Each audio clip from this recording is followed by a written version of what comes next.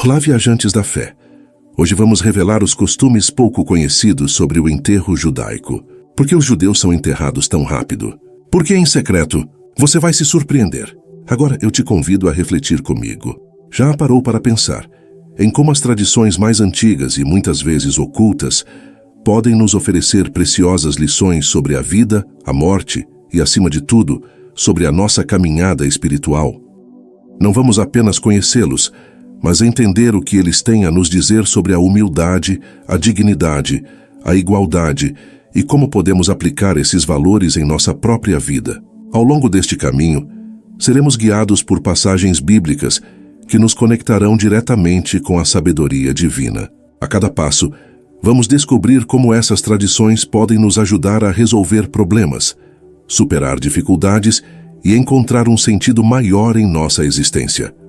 Na tradição judaica, acredita-se que entre a morte e o sepultamento, a alma do falecido está entre dois mundos, nem totalmente na terra, nem pronta para ser admitida no céu.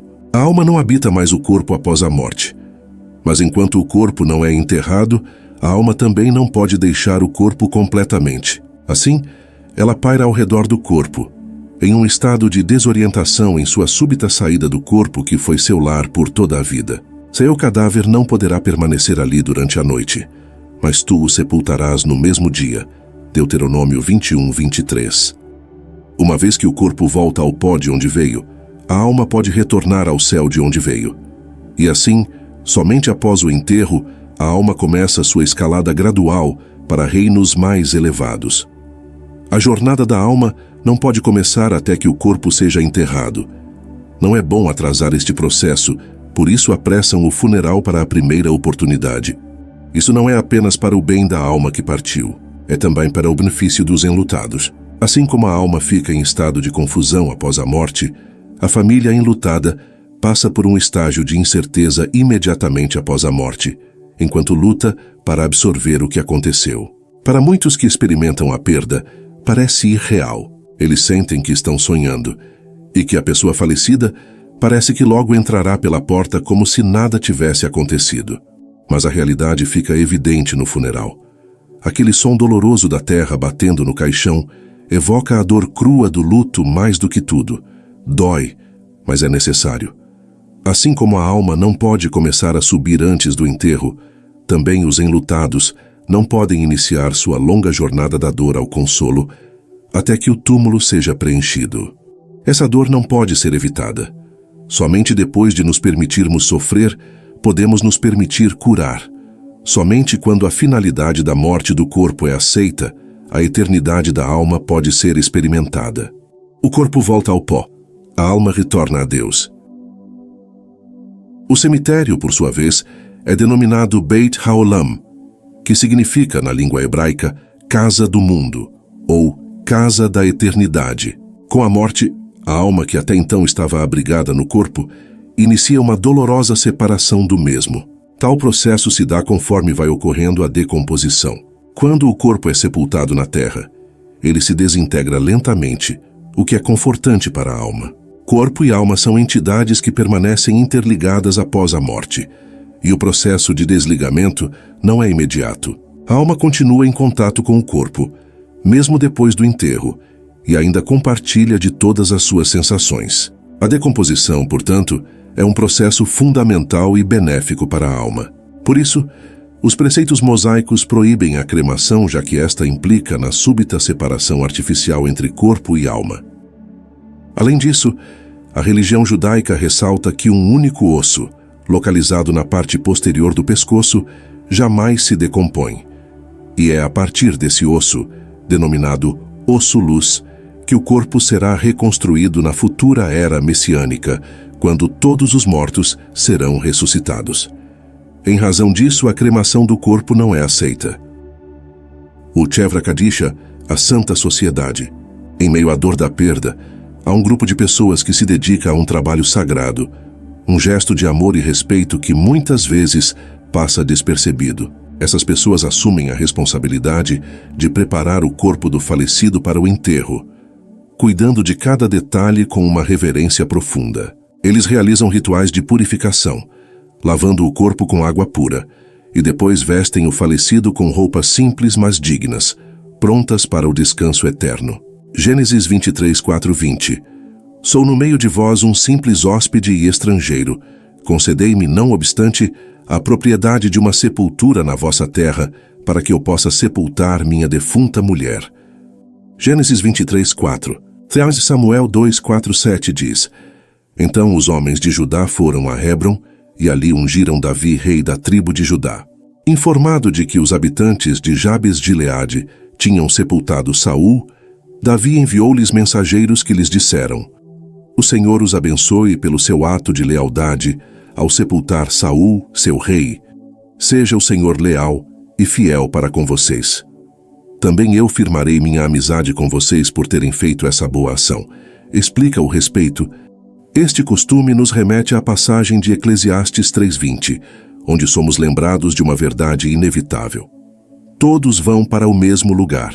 Todos vêm do pó, e ao pó todos retornam. Essas palavras ecoam através dos tempos, lembrando-nos da nossa mortalidade e da igualdade de todos diante da morte.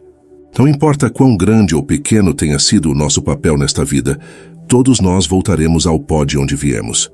Mas o que podemos aprender com isso? O Chevra Kadisha nos ensina a importância da humildade e do respeito pela vida humana, mesmo em seus últimos momentos. É uma lição que nos convida a refletir sobre como tratamos uns aos outros, não apenas em vida, mas também em morte. Estamos honrando uns aos outros com a dignidade que merecemos, independentemente de nossas diferenças. Enquanto nos deparamos com a realidade da morte, o Chevra Kadisha nos desafia a olhar para a vida com uma nova perspectiva, uma que valoriza a humildade, a dignidade e o respeito.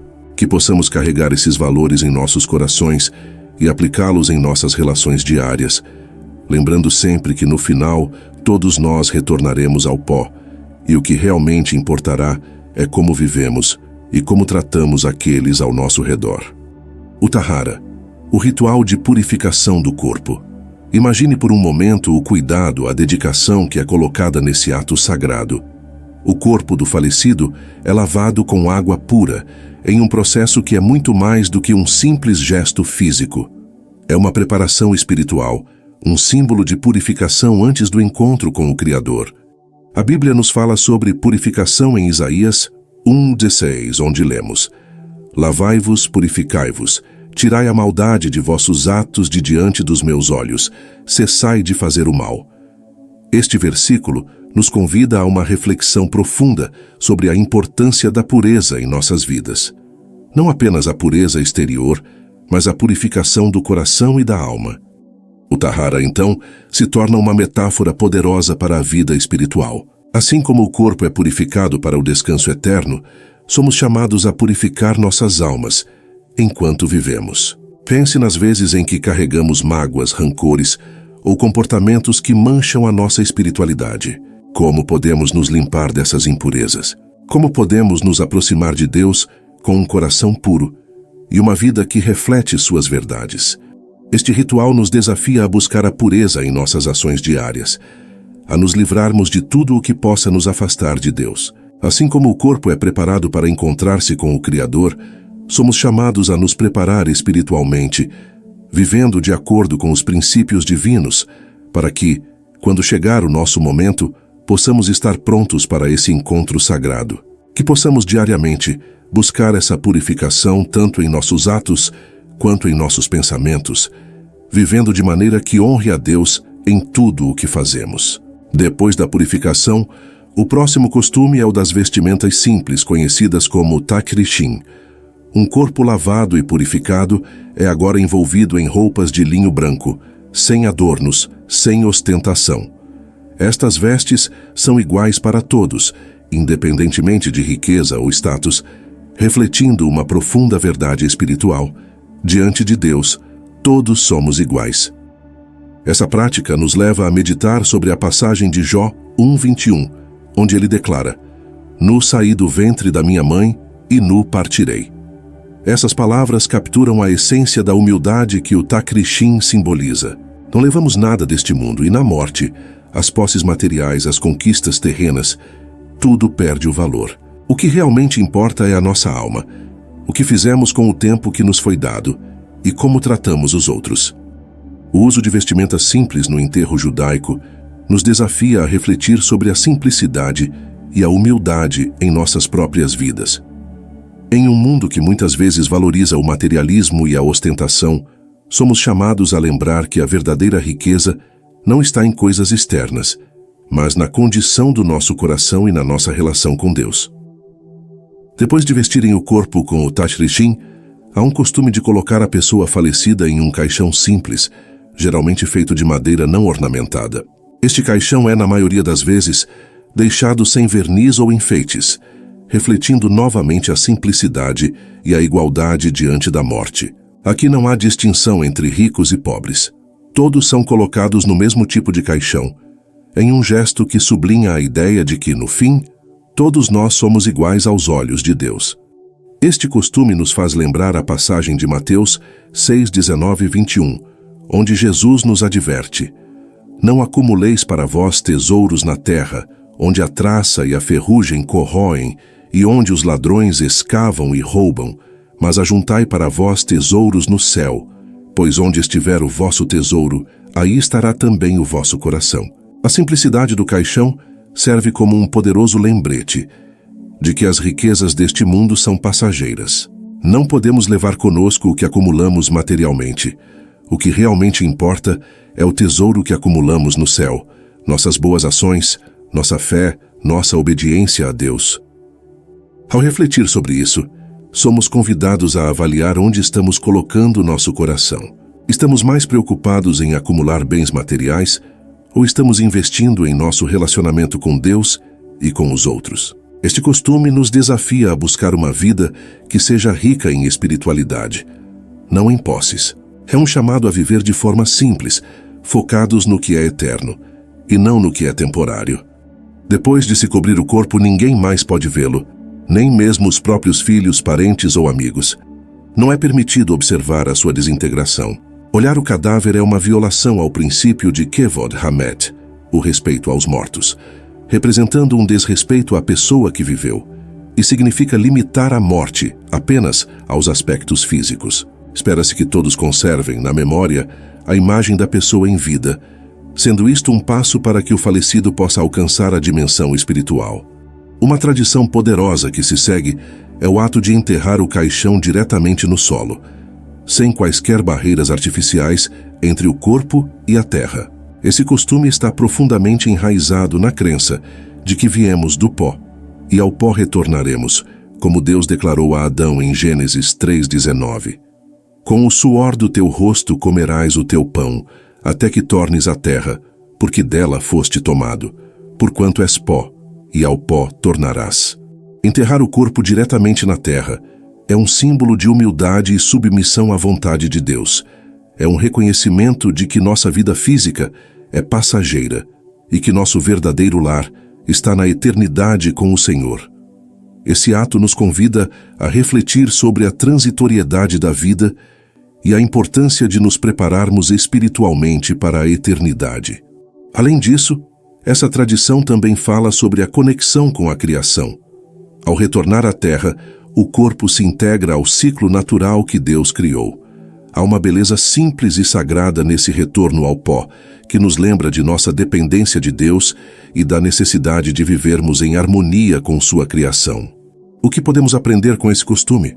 Ele nos desafia a viver com a consciência de nossa própria mortalidade, a reconhecer que somos apenas peregrinos nesta terra e que nossa verdadeira cidadania está no céu. Ele nos convida a viver de maneira que, quando nosso tempo aqui terminar, estejamos prontos para retornar à terra e, mais importante, para encontrar o nosso Criador. Após o caixão ser colocado na terra, outro costume significativo é o ato dos familiares e amigos presentes jogarem terra sobre o caixão. Esse gesto, aparentemente simples, carrega um peso simbólico imenso. Cada punhado de terra jogado sobre o caixão representa um ato de amor, respeito e, ao mesmo tempo, um reconhecimento da nossa própria fragilidade e mortalidade. Esse momento pode ser um dos mais emocionantes e difíceis durante um enterro, mas também é profundamente curador. Em Eclesiastes 12:7 lemos: "E o pó volte à terra como era, e o espírito volte a Deus que o deu." Essa passagem nos lembra que o corpo volta à terra, mas o espírito retorna a Deus. O ato de jogar terra sobre o caixão é uma forma de nos despedirmos do corpo físico, reconhecendo que a pessoa que amamos agora está nas mãos de Deus, onde o espírito encontrará paz eterna. Mas o que isso nos ensina sobre nossa própria vida?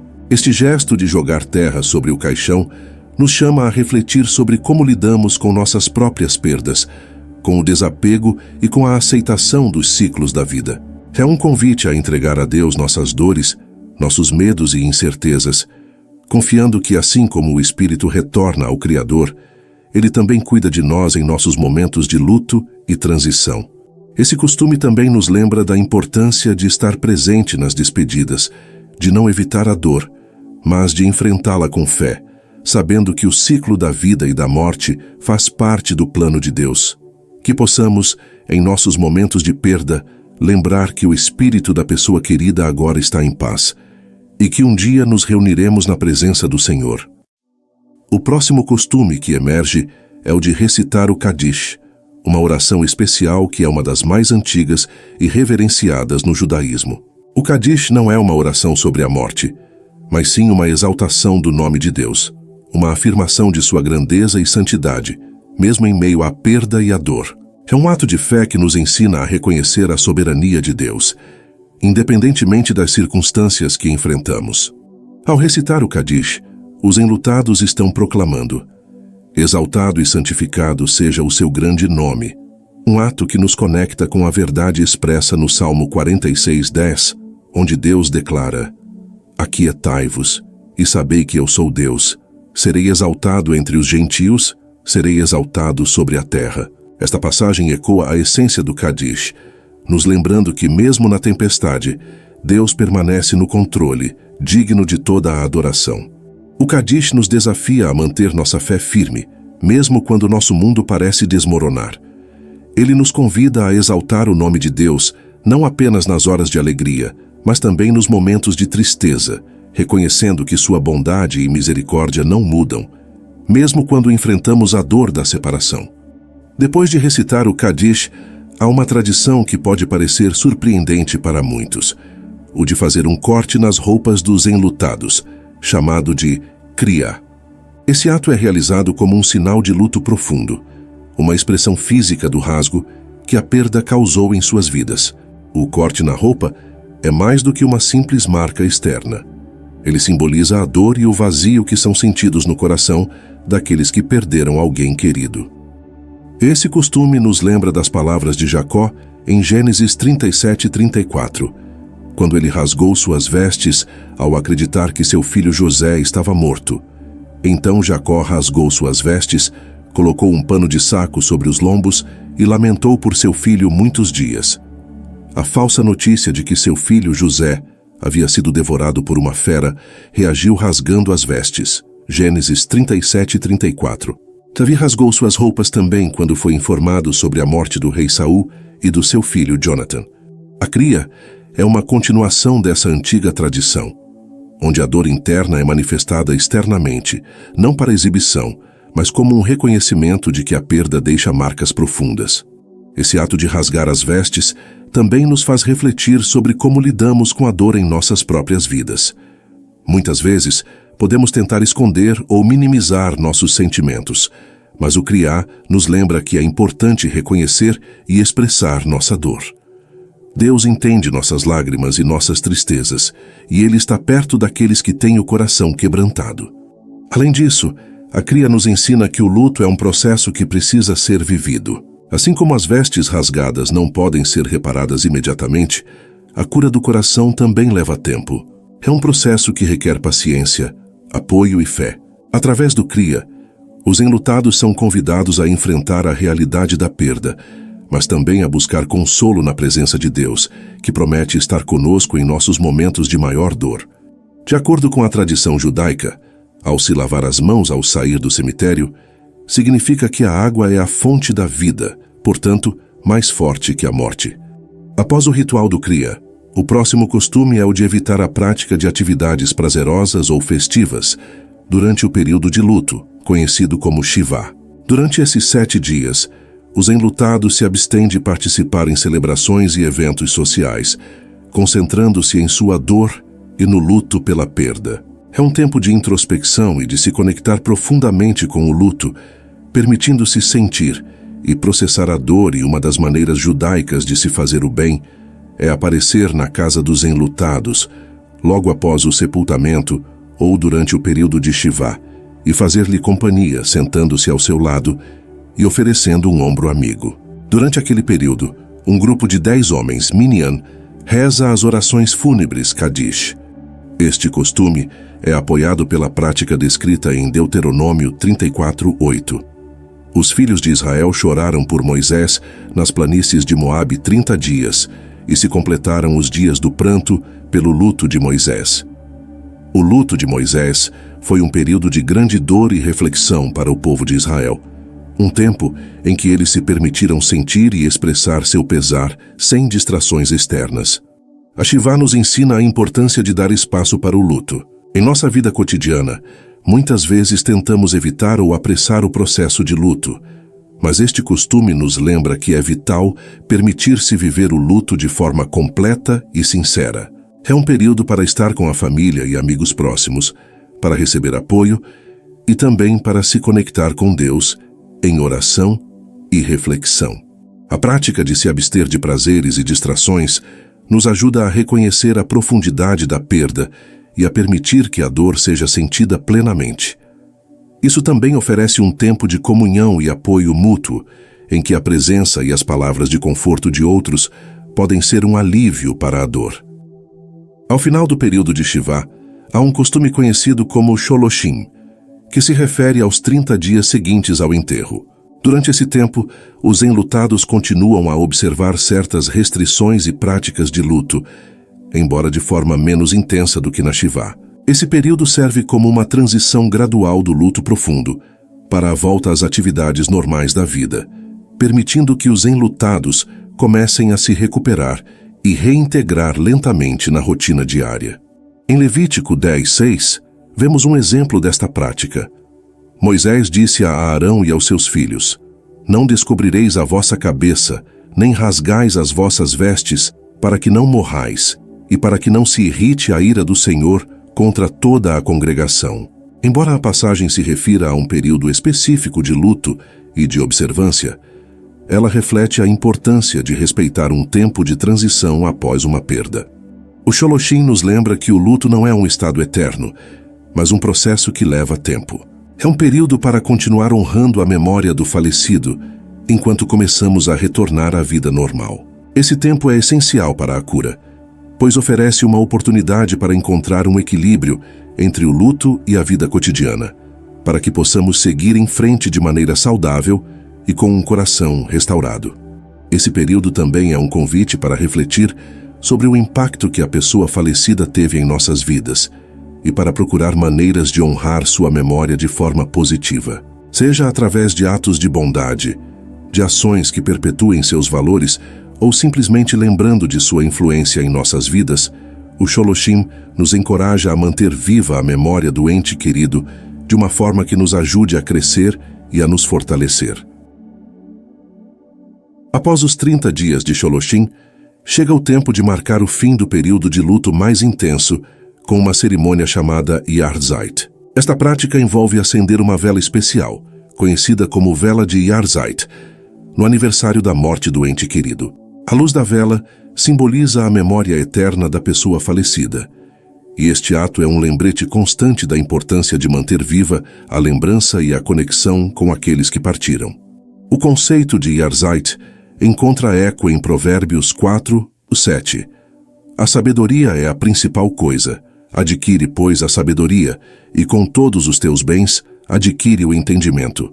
Esse versículo nos incentiva a valorizar e guardar a sabedoria e as boas memórias daqueles que nos precederam. O Yahrzeit é uma oportunidade para refletir sobre o legado da pessoa falecida, o impacto que teve em nossas vidas e o aprendizado que podemos tirar de sua jornada.